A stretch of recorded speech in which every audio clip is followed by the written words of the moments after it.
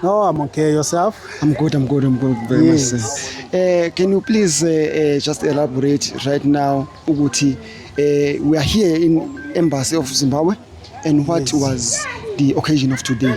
Can I speak in both languages? Yes, you are freely, sir. No, man, see March and March movement, sithe asize la kwi-embassy yaseZimbabwe ngokuzozwelana nabantu baseZimbabwe. Nizokhumbula ukuthi ikhwelo le-March and March ligaba ezimbili. Ikhwelo lokuqala ukuthi abantu bokufika abangekho emthethweni abangenawo amaphepha mabahambe simile nje lapho angeke lishintshe lohlezi nje lime kanjalo. Then bese kuba ikhwelo lesibili lokuthi yize sithi abantu mabahambe. Human rights issues must be protected.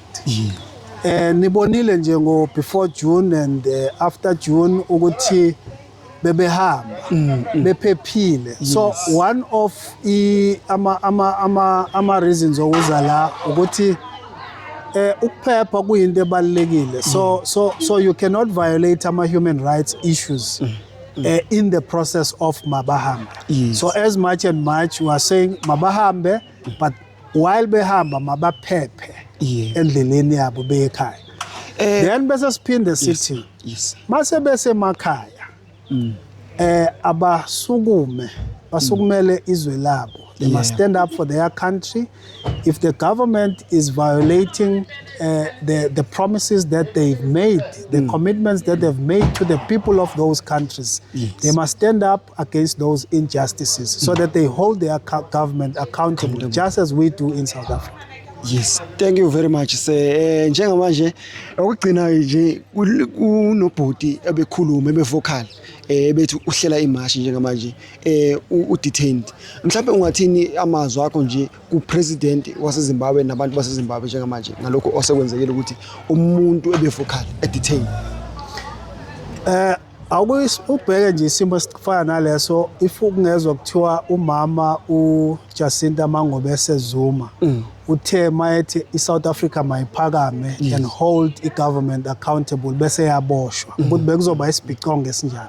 So sinesimo esicishe sifane naleso eZimbabwe where ubheka impilo Mbedzi oyisakhamuzi saseZimbabwe osabele kwikhwelo le-March and March ukuthi abantu balelozwe abasukume basukumele ubuzwe babo ba-protecte what is in their best interest. So uthe mayisukuma ehlela imarch ebizoba namhlanje ngomhla ka-31 July waboshwa uhulumeni waseZimbabwe.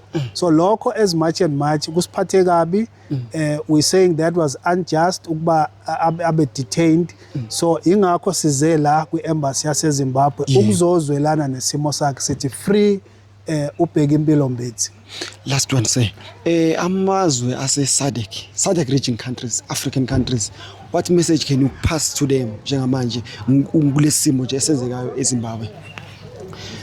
Well, amazwe ase-Zimbabwe, we can only pass the message through our president because Tina, as South Africans, we hold our president accountable. Yes. So we understand that our president is about or has already assumed the chairpersonship of SADC region. So there will be SADC summit as organized August, I think around about 16, 17.